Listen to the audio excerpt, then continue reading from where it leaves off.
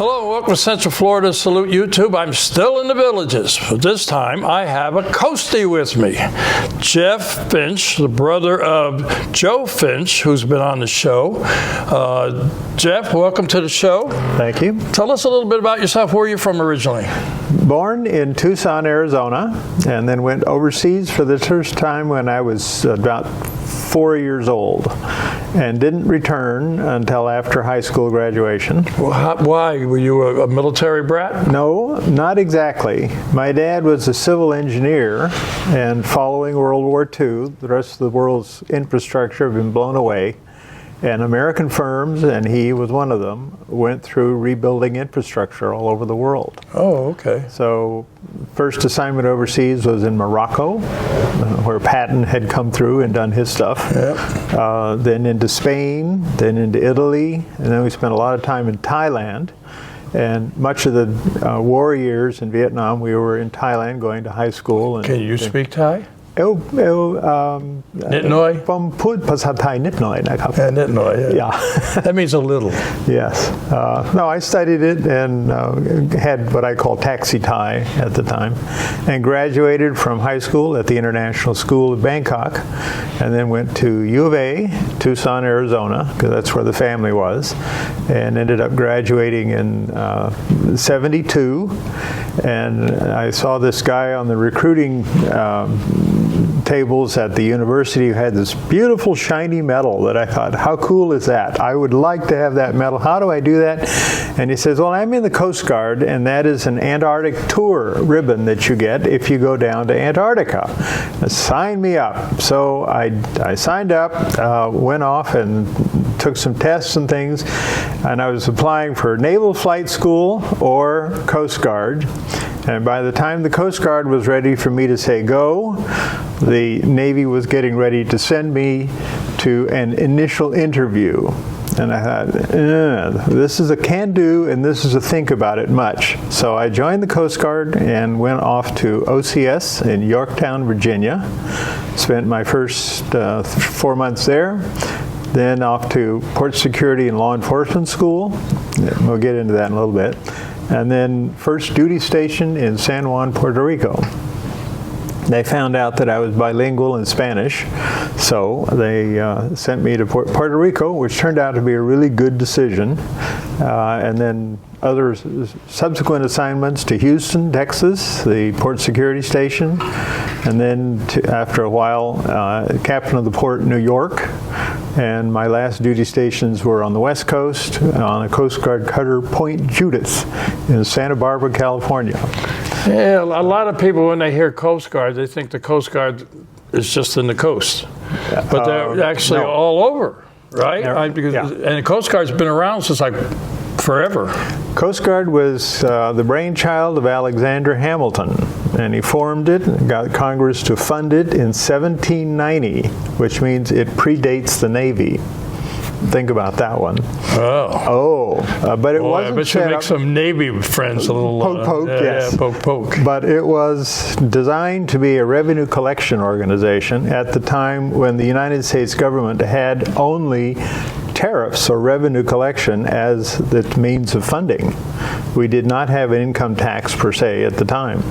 So that was the origin of the Coast Guard, and it stayed a part of the U.S. Treasury until about 1967. So the first went almost 150 years. It was always part of the Treasury. It does lots of different things. It actually has 7 different missions that the Coast Guard claims its functions, of which military readiness is only one. So during times of war, it chops and can become part or in whole part of the U.S. Navy and functions that way. Many of the Coasties that I was in the service with went to and had been to Vietnam in various capacities, mostly patrol boat activity. And in particular, there was an Operation Market Time, which was trying to interdict supplies coming in by sea from North to South Vietnam. And that was the Coast Guard's job, was to go board these things. You never knew if they were going to lob a hand grenade on your boat or if you were going to just have a normal inspection. So that was military readiness is one. I was more involved in port security and law enforcement. Coast Guard is also the U.S. primary maritime law enforcement agency. So we were Marine cops, if you will, and the job is to enforce the laws and treaties of the United States with respect to maritime or seagoing activity. So anyway, the Coast Guard has, as I said, 7 different, it's probably best known for its search and rescue activities. It runs the search and rescue school in New York. It's also very well known for drugs. Well, drug interdiction is part of the port security and law enforcement side of things. So that I was involved with that. To some degree in Santa Barbara, that was the mission, was to try to interdict drugs coming up from the coast. Certainly when we were in Puerto Rico, that was a big channel through which a lot of the drugs used to move into the States. And the Coast Guard spent a lot of resources trying to interdict it. It was supposed to be a coordinated activity with various branches of the federal government involved in it. DEA probably being the lead agency. And they operated the El Paso Information Center, which was the center place where all intelligence was gathered on drug movement and activities and suspicious vessels and things. And that was supposed to be disseminated to all the operating units, including Coast Guard, so you could apprehend drugs coming into the country. Didn't always work perfectly. There's a little favoritism about passing actionable information off to other agencies, that sort of thing.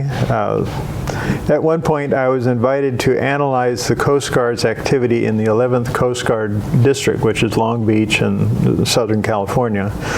And I went in, did my analysis for several months, interviewed a helicopter, boat, various other kinds of people who were doing the interdiction. My own assignment on the Coast Guard cutter Point Judith out of Santa Barbara was very much a drug interdiction kind of mission. And the answer was, it's not very effective. We just don't have the actionable intelligence to go catch these people. And they're generally very well equipped, don't mind just running a boat up on the beach and leaving it there while they haul the cargo away. Yeah. So they don't need a pier or anything like that. You just run the boat up on the beach. And that's what you're dealing with. So anyway, the time I spent in the Coast Guard was actually close to 11 years. Some of that was in port security and law enforcement. About in my early time when I was in Puerto Rico, the Coast Guard just picked up a new mission. That is, the federal government had passed some new regulations having to do with oil pollution prevention. Following the big disaster they had up in Alaska, big clamoring to get some agency of the government involved in cleaning up and preventing oil spills. So the EPA got the mandate to work on land oil spills, and the Coast Guard got the mandate to work on water-based spills. And each, at the time, had very little knowledge of how to do that. As it turned out, we had a big oil spill on the south coast of Puerto Rico. Ponce has a big oil refinery, and they bring up crude from Venezuela and refine it there and then transship it. Well, there was a Greek tanker coming in at night in somewhat heavy weather. He made his turn into the Ponce approach a little too soon, and he ran aground. And he was hard fast on the sandbar with the waves pounding at his back. A ship full of cargo was oil, and he was very concerned that the ship was going to break up, which would be a horrible mess. So his hope was that he could pump a little oil offload his cargo, and it would raise the ship a bit, and he could back off. unfortunately, he was very hard aground, and as he continued to pump and pump, his vessel didn't lift. He pumped over 1 million gallons of crude oil over the side. Over the side into the water? Into the water, boom. Wow. Yeah. So this was a huge oil spill, and of course the wind and the tide took it west, and it ended up catching on the very southwest tip of Puerto Rico, which is a little finger of land sticking out called Cabo Rojo, which was a preserve and a mangrove swamp and all this sort of thing. Had a beautiful red light sitting on the end of it. Major marine disaster. Yeah.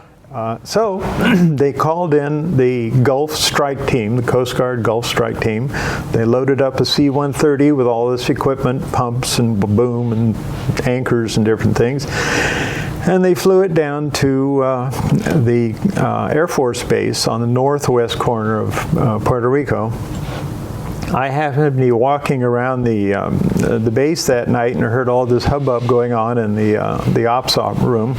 So I stuck my head in and found out that they were trying to coordinate activities with the Department of Public Works to get some manpower to go down there and help work this big oil spill. Nobody spoke Spanish, so I got on the horn, and next thing you know, I'm recruited to go down and be the officer on scene in charge of this big mess. Okay, so they sent teams down, and I ended up spending 4 months living down on site at the big oil spill. They had to invent how to clean this thing up because the technology was just emerging now on how you do that sort of thing. I drove up to Aguadilla, to the air station, and was sitting on a bunch of boxes and things as they began unloading all this equipment, and I didn't know what it was. So that was very interesting. What is this stuff? So I wrote down Sykes pump, and then, 6 Sykes pump. These things are about the size of a big car, and pump oil, and what is boom? I don't know what boom is, but there's a lot of it. Let's put that down. Sorbent, I'm not quite sure what sorbent. And I sat down and I made notes to myself on my little green GSA notebook what came off the aircraft and was put on trucks and hauled down to the site.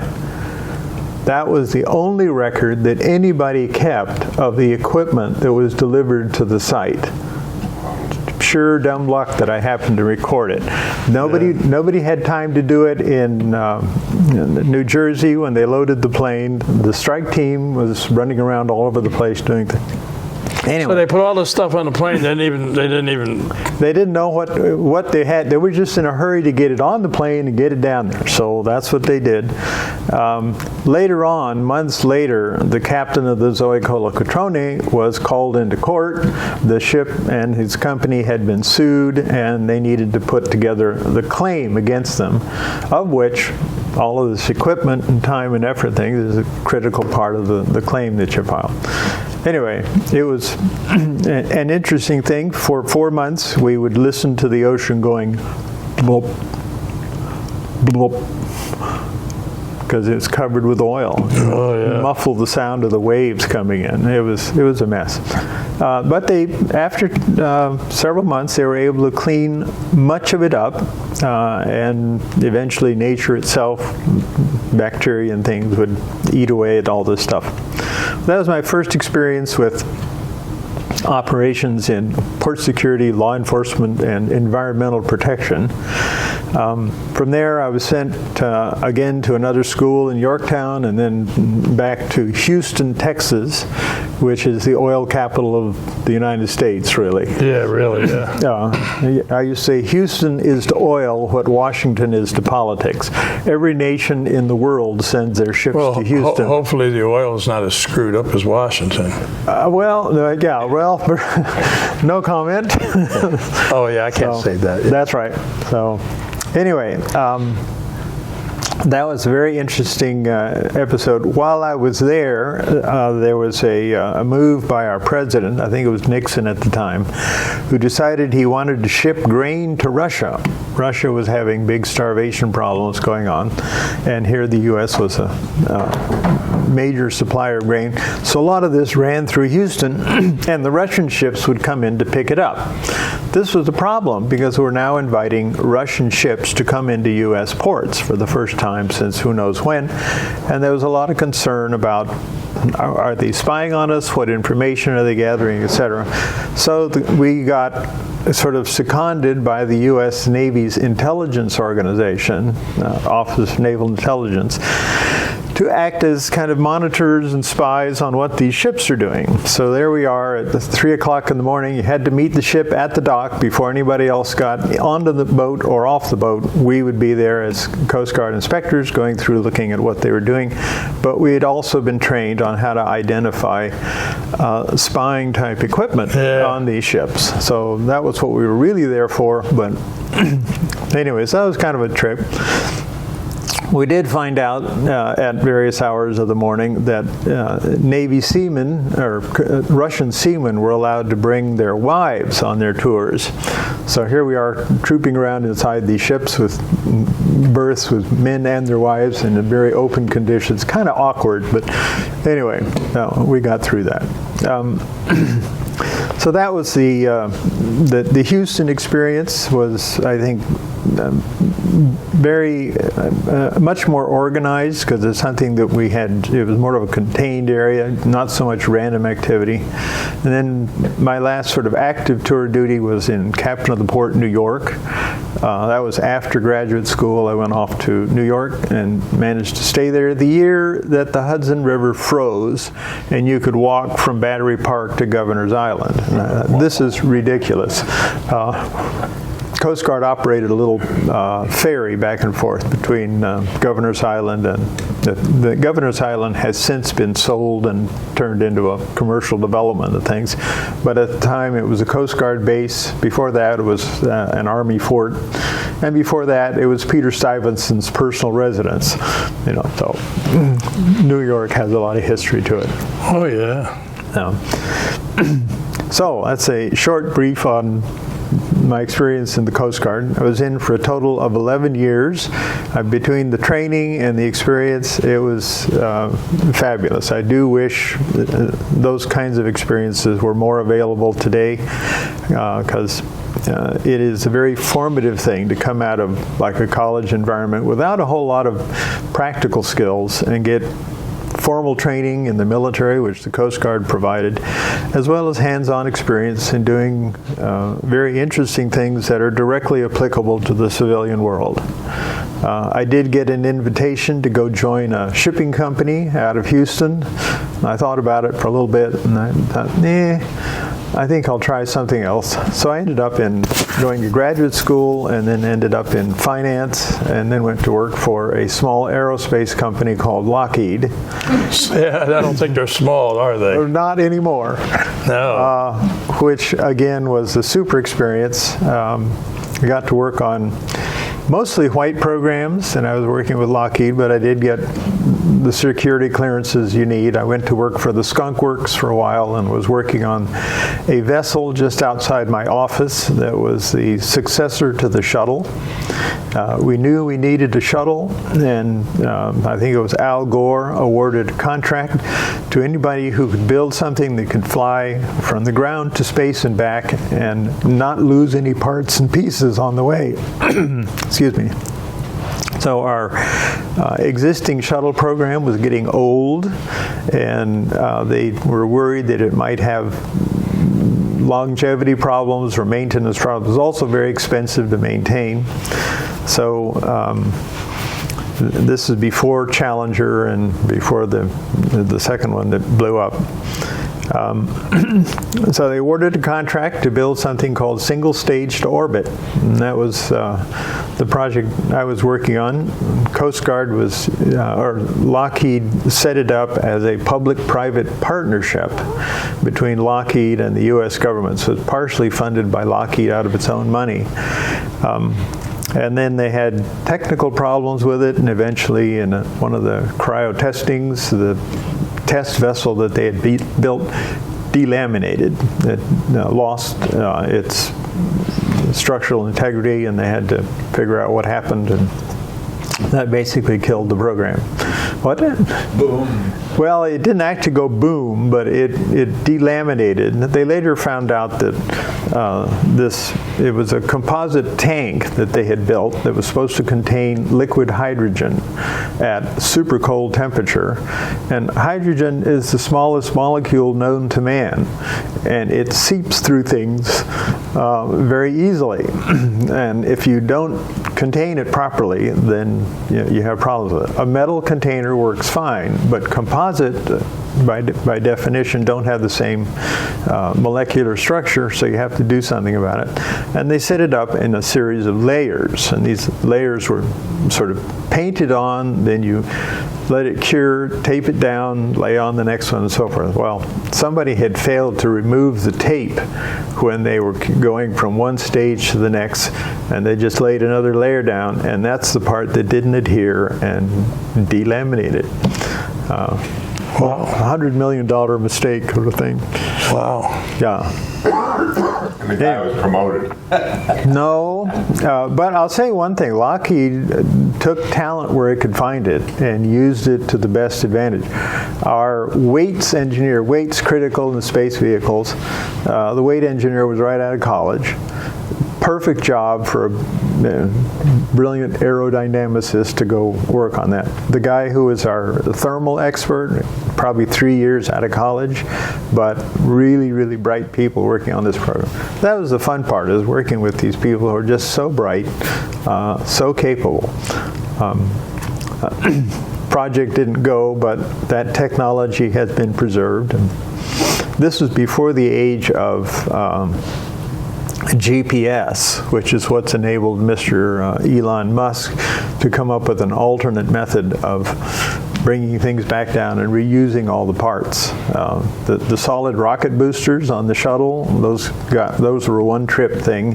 The tank was a one-trip thing. So it's very expensive, and we were looking at, is there a way to make sure that everything that goes up comes down and is reused? Elon Musk solved that problem a different way, using his GPS system that can land on a dime. Wow, that's amazing. Yeah. You've had an interesting career, my friend. What are you doing nowadays? Well, the last 10 years of my commercial career, I worked for the U.S. Treasury Department. They have a program within the International Affairs Office of U.S. Treasury that does for other countries what the Treasury Department does for our country. And that's 5 different things. You have to raise taxes, you have to issue debt and manage your debt thing. You have to regulate the banking industry and make sure it stays healthy and so forth. So what the Treasury does in the United States, they began doing in Moldova when the Iron Curtain went up, and a lot more exchange of people back and forth between what was the Soviet Socialist republics and the West. And so it worked so well in Moldova that they began doing it in other countries. And I was picked up to go be a infrastructure financing advisor, as they call them, first to Costa Rica, and spent about 5 years down there with collateral duties into El Salvador and other parts of Central America. And then another assignment to follow that in Paraguay, of all improbable places. Paraguay is a very interesting country, not well known to the world. Most people think of it as Uruguay, which is not. It's the one next door. But here's a country that's landlocked, served by a river that comes in from, you can actually navigate all the way into Asunción, Paraguay on rivers from the coast, which is like 300 miles away. Teddy Roosevelt did that, as it turns out. He took a boat, sailed up the river to the headwaters of what he thought was the Amazon. He was actually on a different river, but he and his son Kermit went on this expedition charting a new river. He wrote a book about it. It's a very interesting thing. But who knew that this landlocked country had all these interesting rivers running through it. It's also a country that has something like 150 unimproved airstrips. What do you do? Oh, and there's no regional air traffic control. So you wing it, right? Well, it's the ideal setup for moving contraband goods in and out of the country. Yeah.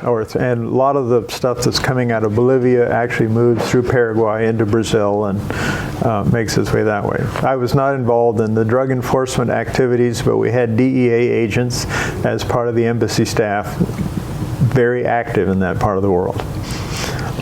Anyway, that was my last duty assignment before retiring and coming to the villages. I came here mostly because the lifestyle. It's the infrastructure for the villages is phenomenal. You don't appreciate it until you go places like Paraguay. Let me ask you a question. So you live now in the villages. I do. And Brother Joe here is in the villages. Yes. And you talk about all the things. Do you guys play golf, and who wins? We actually, yeah, well, he's not a golfer, neither am I. Oh, okay. We play pickleball. He rides his bicycle. So you don't play pickleball against him? Not against him, no. You'd beat him, right? Well, my wife would. My wife's a much better pickleball player.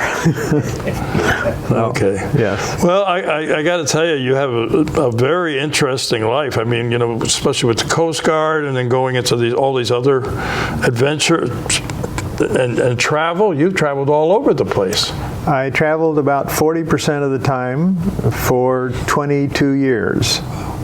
And in spite of that, we still have two of the most beautiful kids I've ever met. I can say that objectively, of course. And 5 grandchildren they're all models in waiting. They're just absolutely drop-dead gorgeous people. So they take after their daughter, or their mother, my daughter. So there's a humorous incident. This happened in Puerto Rico. Among other things, the Coast Guard gives you lots of collateral duties, and so I was the decedent affairs officer, whatever that meant. But what it meant is when anybody who has been in the Coast Guard wants to have a burial at sea, they're entitled to do that, and so somebody from the Coast Guard has to take them out and bury them at sea. And one morning, Captain Bow came in and said, "Mr. Finch, you have collateral duty number X. Get in your boat and go." So 3 of us got in this boat. Happily, there was no cadaver to deal with. What we got instead was his can, which were the remains of a cremation. And got the gentleman's name and what his rank was and everything. And off we went, tootled 3 or 4 miles out to sea from the light. That happens to be the Coast Guard trench, the Puerto Rican Trench is the deepest point in the Atlantic Ocean, just off the edge of the island of Puerto Rico. And as a result, you get major seas going on up there very quickly. So we're in this little 32-foot boat going like this, and it's time to say the words and open the can and drop the results overseas and so forth. And so I opened the can, and just as a big gust of wind hit, and we're all blown, covered with this pale gray-green stuff here. Whoa! Gross, gross, gross. So quickly put a shot of anchor chain in the thing and threw it over, Sergeant. One salute and good on you. So that was my first experience as a decedent affairs officer. Let me ask you a question. As far as burial at sea, and there's a lot of people that say, well, I want to be cremated, or when I die, I want to be put in a river or in the lake. There are rules to that, right? Doesn't it have to be so many miles from the shore or whatever? What is that? I don't know the exact rules. I know we went 3 miles out to sea to do ours, just to be in international waters, so to speak. But I don't know what the regs are that apply to that. Yeah. Because I've had friends that said they want to be thrown in a lake or in the river. And I had another friend who told me, he says, "Bob, you got to do me a favor. If I die before you, I want to be cremated and put on a golf course." And I said, "Oh, sure. I know just the sand trap." Oh, dirty trick. Yeah, well, Yeah. But yeah, so you've had a terrific. What rank were you when you left the Coast Guard? 04, 04? Lieutenant Commander. Lieutenant Commander. Well, Lieutenant Commander, I want to thank you for coming on the show. Thank you. And do you have something else you might want to mention before we go? Do you beat your little brother in cards or anything like that? Or? Well, I would like to say that my wife wears combat boots. That is to say, she was also in the Air National Guard, the California Air National Guard, and she was a flight nurse. And so she got to fly various places around the world doing her flight nurse thing. We both decided to get out of the service in 1984, and many of her cohorts who were in the Air National Guard with her went to the Gulf War.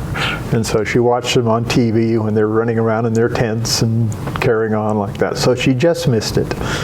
Yeah, you got quite a bit of history with your family between you and your brother. Any other members in the family that served? Your dad or whatever? No, Dad was never in the military as far as we know. We have nephews and members from my sister's side who are real Vietnam, or he was my nephew Jeffrey George was a U.S. Army communications specialist who ended up setting up satellite communications for various forward bases in Somalia, in Yugoslavia, in South Korea. Those are the ones that we know about. Well, I want to thank you for coming on the show. It's very interesting. You should write a book about your experiences, because you've between the Coast Guard and all these other things with the space program. It's amazing. It's amazing. Amazing story. But we're going to go now. Okay. Unless you got something else you want to take. No. To all our veterans out there, active military and their families, we salute you for all you do. Till next time.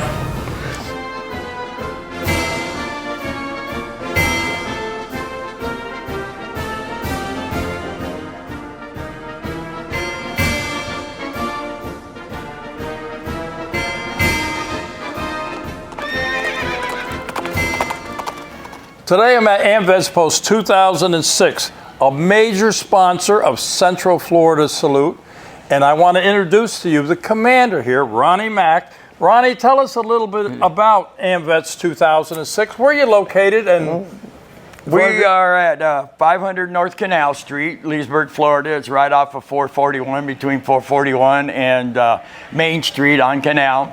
Can't miss us.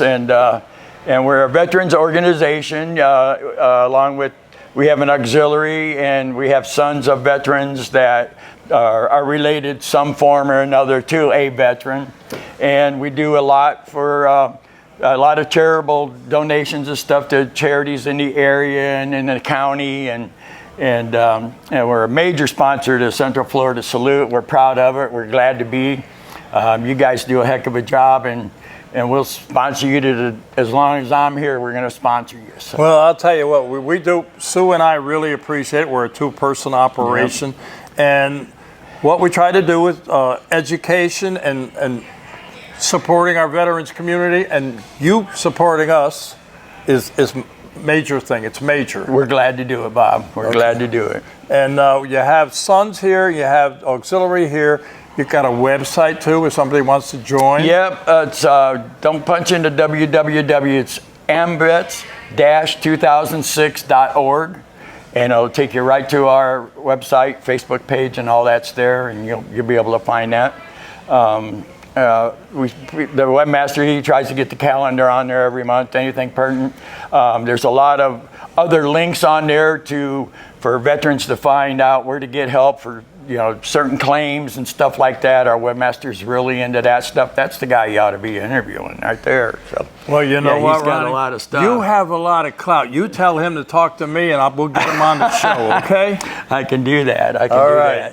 But I just want to, on behalf of Sue and myself, we want to thank AMVETS 2006 because you guys are the major players behind us, and we appreciate it. But we just wish we could do more. We really do. Thank you. Thank you. You guys are awesome.